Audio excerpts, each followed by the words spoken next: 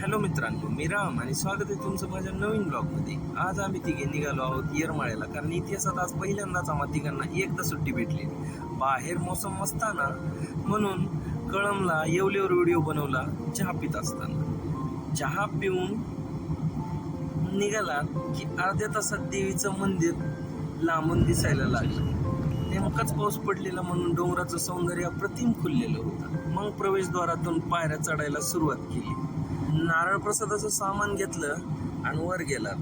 आज एवढी भाविक भक्तांची गर्दी नव्हती, तर पहिल्यांदाच बिना बारीचं डायरेक्ट मध्ये गेला. ॲज एक्सपेक्ट मध्ये थोडी बारी होती. मग मातेचं दर्शन घेतलं, नारळ फोडलं, मंदिराच्या परिसरात बसला, प्रसाद अर्पण केला, येडाई मातेच्या नावानं चांगलं म्हणलात आणि थेट खाली आलात आणि थेट परळीला निघालात. बाहेर मस्त अशा छान पावसाच्या सरी कोसळत होत्या.